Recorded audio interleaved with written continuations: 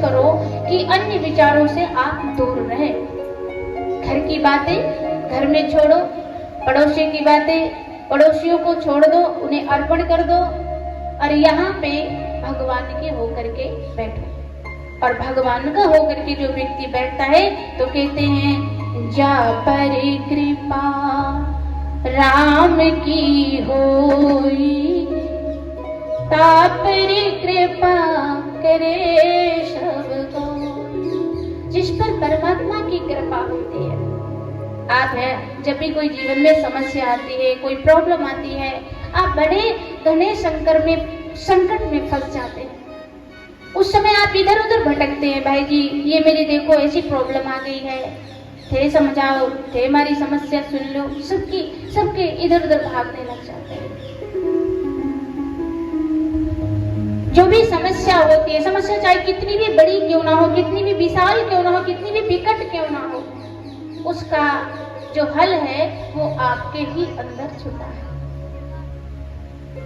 लोग तो राह बताते हैं, अच्छा सच बताना। जीवन में जब कोई बड़ी समस्या आती है लोग रास्ता बताते हैं या उसके ऊपर चलते हैं?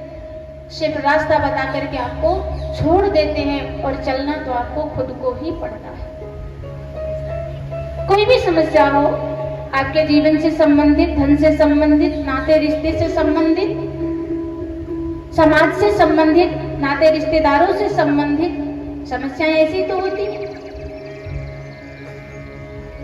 कोई पुत्र से लेकर के, कोई धन से लेकर के, कोई मान से लेकर के, यही 3 प्रकार की इच्छाएं होती हैं। इन्हीं में जीवन बीतता है और इन 3 प्रकार की इच्छाओं को पूरा करते करते एक जन्म नहीं ना जाने कितने जीवन बीत गए हैं, लेकिन आज तक इच्छाओं की ना कमी हुई है और ना ही पूरा करने से मन भरा है। इन्हीं 3 चीजों को पूरा करते करते बचपन, जवानी और फिर बुढ़ापा और अंत में इस शरीर को त्याग करके एक नई योनि में, एक नए शरीर में प्रवेश कर जाते हैं। तो आज बड़े अनुग्रह का दिन है, बड़ा ही अनुपम दिन है, बड़ा ही अतुलनीय, आनंद विभोर करने वाला दिन है आपके जीवन में और हमारे जीवन में। इसलिए सभी आनंद के साथ में आइए श्रीमद् भागवत कथा के प्रथम श्लोक में प्रवेश करेंगे। सच्चिदानंद रूपाय विश्वोत्पत्त्यादि हेतवे तापत्रय विनाशाय श्री कृष्णाय वयं नमः। सच्चिदानंद, आनंद, चिद, प्रकाश, जो सत्य है। कहाँ जाना चाहिए संसार में? सत्य की ओर जाना चाहिए। जिसका नाम सच्चिदानंद है उसे जानने की ओर जाना चाहिए। कहाँ मिलेगा वो? कहीं बाहर, किसी चीज में, किसी वस्तु में या आप में? मानव योनि में आए हो, मानव योनि में आकर के खाना पीना, धन इकट्ठा करना या नाते रिश्ते निभाना, क्या यही है हमारा जीवन? क्या इसी को पूरा करने के लिए आए हैं संसार में? क्या यहीं पर सारा आनंद मिल जाता है? क्या यहीं पर पूरी संतुष्टि मिल जाती है? या फिर कुछ और बाकी है, या कुछ और जानना है, या कुछ और चीज के लिए आपका जन्म हुआ है? तो भागवत जी कहती हैं, भागवत का पहला श्लोक, सच्चिदानंद रूपाय विश्वोत्पत्त्यादि हेतवे। सत्य की खोज में कौन है सत्य? सत्य क्या ये शरीर है? जो ये शरीर कभी बच्चा था, आपका जब जन्म हुआ था तो ये नाजुक सा था। अगर हल्का सा कोई दबाव पड़ जाए शरीर पर तो ये नीला पड़ जाता था शरीर। क्या वो है आप? या थोड़ा बड़े हुए, आप जवान हुए, या वो है आप? या फिर जर्जर हो गए, ये शरीर, ये इंद्रियां शिथिल हो गई, असहाय हो गए, उठने चलने में दिक्कत होने लगी। या वो है आप? कौन है आप? बच्चा है या कोई जवान या कोई वृद्ध या वरिष्ठ? कौन है आप? विचार करने की बात है। या फिर वो है आप जो नित्य निरंतर आपके अंदर कोई बैठा देख रहा है, जिसने बालकपन को भी देखा, जिसने जवानी को भी देखा और जिसने बुढ़ापे को भी देख रहा है। कौन है आप? आज तक बड़े बड़े ऋषि, बड़े बड़े ज्ञानी, बड़े बड़े ध्यानी सभी परमात्मा को जानने का प्रयास करते रहे और अंत में जो है बार बार हाथ जोड़ करके यही कहे, हरि अनंत, हरि कथा अनंत। कहते हैं कि परमात्मा के बारे में जो व्यक्ति जितना जानने का प्रयास करता है, जितना उसे समझने का प्रयास करता है, वो उतना ही विशाल हो जाता है, वो उतना ही बड़ा हो जाता है। परमात्मा कोई छोटी वस्तु नहीं है जिसे 5 रुपए की धूप में थोड़ा सा टुकड़ा निकाल करके और एक छोटा सा दिया जला करके उन्हें जान लिया जाए। परमात्मा कोई ऐसी वस्तु नहीं है जिसे जो है एक भोज आमंत्रित कर दिया, ब्राह्मणों को खिला दिया और परमात्मा को जान लिया जाए।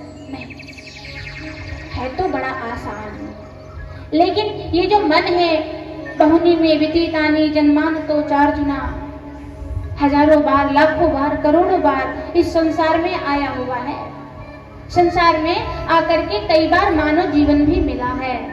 कई बार इस संसार में काम, क्रोध, लोभ, मोह, मद, मात्सर्य इनके चक्कर में पड़ के आपके कर्म संस्कार बिगड़े हुए हैं। इसलिए तो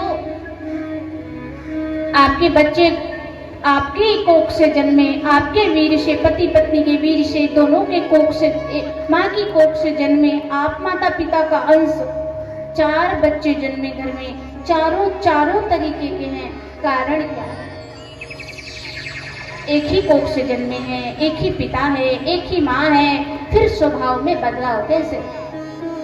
कोई संत बन गया, कोई चोर, कोई व्यापारी बन गया तो कोई शूद्र, कैसे? बहुनी में व्यतीतानि जन्मान तो चार्जुना। अनेक बार हमारा जन्म हुआ है और अनेक बार हम हमारे विवेक से संसार में अपने कार्य को करते हैं और कार्य के अनुसार ही हमारा आगे संस्कार बनता है। इसीलिए प्रत्येक व्यक्ति का स्वभाव अलग अलग है। कोई कथा को मानता है, कोई नहीं मानता है। कोई भगवान से प्रेम करता है, कोई नहीं करता। कोई प्रेम कर रहा है, कोई द्रोह कर रहा है। कोई सनातनी है, कोई सनातन को काटने वाला है। कोई माता पिता का सेवक है, कोई माता पिता को वृद्धाश्रम पहुंचाने वाला है। कोई घर गृहस्थी को संभालने वाला है, कोई घर गृहस्थी को उजाड़ने वाला है। कई बच्चे संस्कारी हैं और कई बच्चे माता पिता के सामने उपद्रव करते हैं, उनकी अवहेलना, उनकी आज्ञा का पालन नहीं करते। तो ये सब क्या है? ये हमारे संस्कारों की बात है। सूर्य प्रकाश जरूरी क्यों है हमारे जीवन में?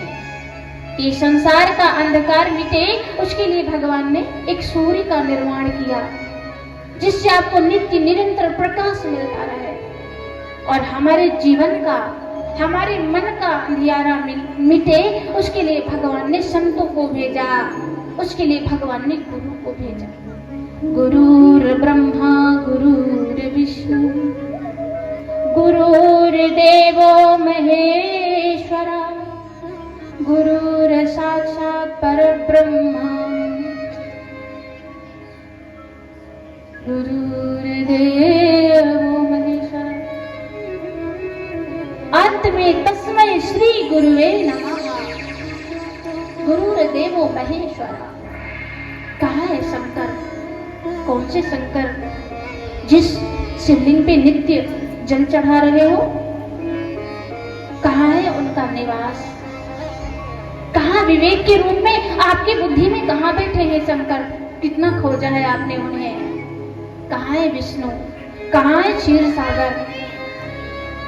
कहाँ है ब्रह्मा? कहाँ है सरस्वती? कहाँ है इनका निवास आपके शरीर में? कभी जानने का प्रयास किया क्या? कभी विचार किया क्या? सारा जीवन हो गया मंदिर आते आते, माँ जी हाथ और पैर की रेखाएं, चेहरे की शक्ल, सूरत सब बिगड़ गई